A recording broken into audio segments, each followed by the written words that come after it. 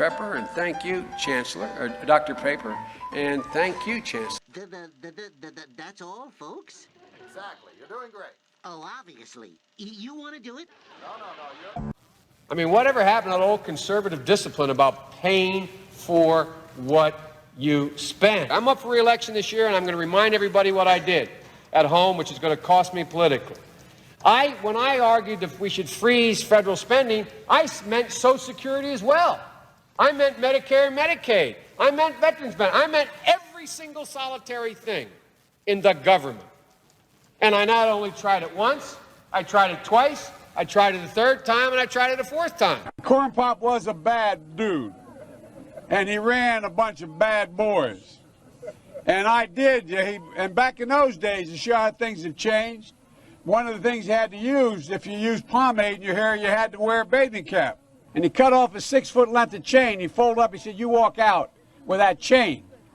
And you walk to the car and say, you may cut me, man, but I'm going to wrap this chain around your head. So I walked out with the chain. And I walked up to my car. And they had, in those days, you used to remember the straight race. You'd bang them on the curb, get them rusty, put them in the rain barrel, get them rusty. And it get hot. I got hairy legs that turn, blonde in the sun. And the kids used to come up and reach in the pool and rub my leg down so it was straight, and then watch the hair come back up again. They'd look at it. So I learned about roaches. I learned about kids jumping on my lap. And I've loved kids jumping on my lap. Play the radio. Make sure the television, make sure you have the record player on at night. But the Taoiseach knows a lot about it. His mom lived in Long Island for 10 years or so. God rest her soul. And although your mom's still alive as your dad passed. God bless her soul. I got to get this straight. Get your work straight, Jack. Look, here's the deal. I'm not voting for you. Well, I knew you weren't, man. You think I thought you'd stand up and vote for me? You're too old to vote for me. I'm not sedentary. I get up and no, let him go.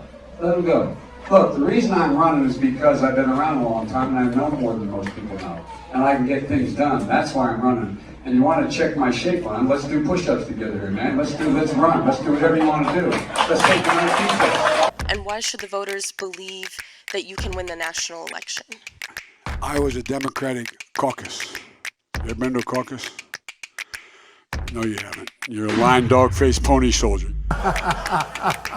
We have this notion that somehow if you're poor, you cannot do it. Poor kids are just as bright and just as talented as white kids. Wealthy kids, black kids, Asian kids. No, I really mean it, but think how we think about it. The Me Too movement has forced a cultural reckoning around the issue of sexual violence and harassment against women in America. No man has a right to raise a hand to a woman in anger. And so we have to just change the culture, period, and keep punching at it and punching at it and punching at it. Very poor choice of words. We hold these truths to be self-evident. All men and women created by you know the thing. That's all, folks.